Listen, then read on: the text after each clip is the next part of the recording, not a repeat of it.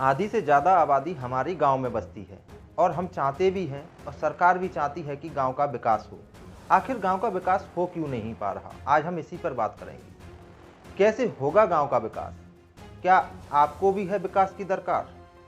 सरकार के द्वारा लाखों करोड़ों रुपए गांव पर खर्च किए जा रहे हों तब भी नहीं हो पा रहा हो गांव का विकास। आखिर क्या है वजह? तो जुड़े रहिए वीडियो के अंत तक। नमस्कार, मैं कुलदीप तिवारी।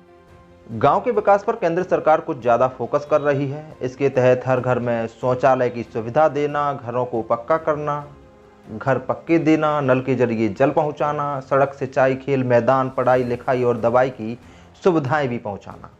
लेकिन इसकी आड़ में भ्रष्टाचार होने की खबरें भी सामने आ ही जाती। ग्राम विकास योजनाओं में करप्शन का दीमक तेजी से फैल रहा है।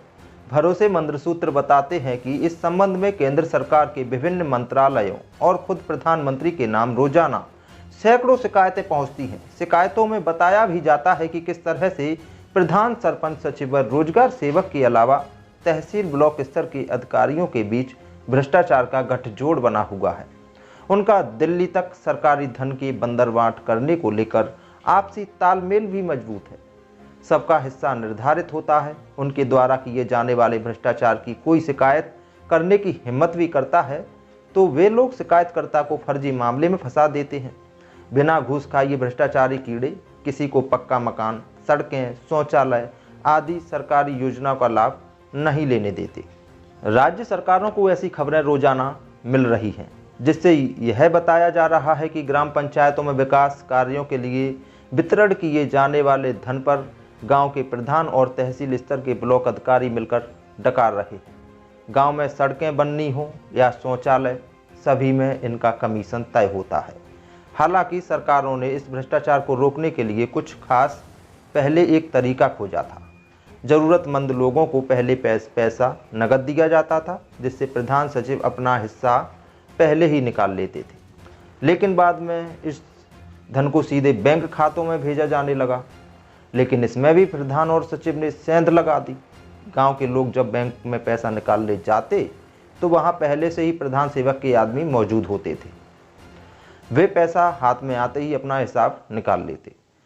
कई शिकायतें ऐसी भी सामने आई हैं कि बैंक के कर्मचारी भी इस भ्रष्टाचार में लिप्त हैं।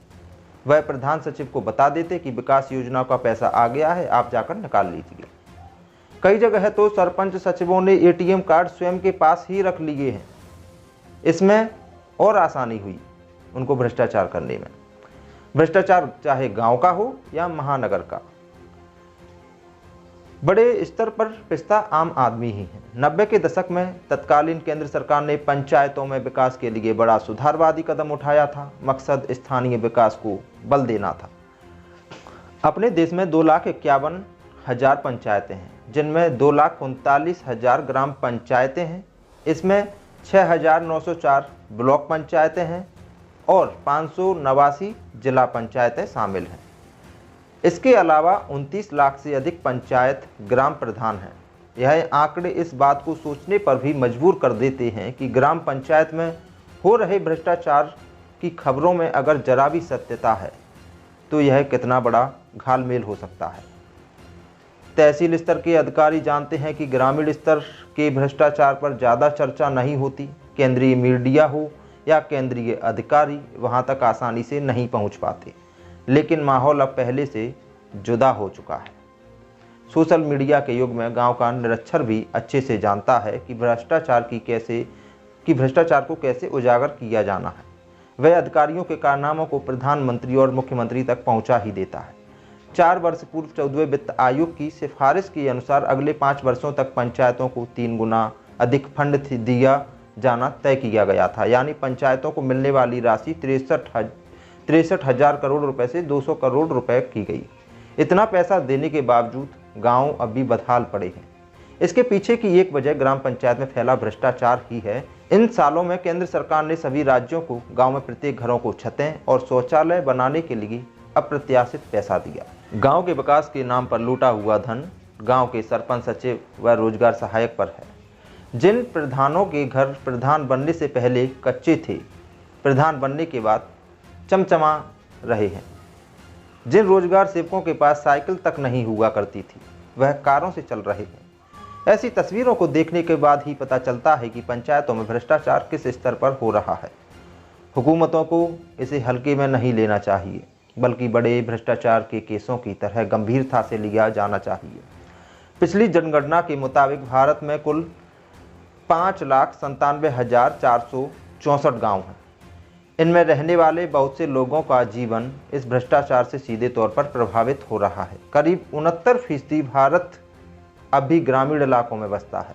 अब आप स्वयं अंदाज़ा लगा लीजिए, आपने कई सरपंचों को बदलते देखा, गांव के विकास के बड़े बड़े वादे करते देखा। क्या 20, 25, 50 सालों में आपके गांव को वो सुख सुविधाएं मिल पाई जो सरकार आपके गांव तक पहुंचा रही हो? क्या उन योजनाओं का लाभ आप तक पहुंच पाया हो जो सरकार आप तक पहुंचा रही हो? या इन गुजरे वर्षों में आपके गांव का विकास हो पाया हो? तो अब हम लेकर चलेंगे गांव तक, गांव की सरकार से मिलाने। शहरों से ज़्यादा गांव पर खर्च कर रही है सरकार, फिर भी नहीं हो पा रहा हो विकास। तो जुड़े रहिए हमसे, तब तक के लिए नमस्कार।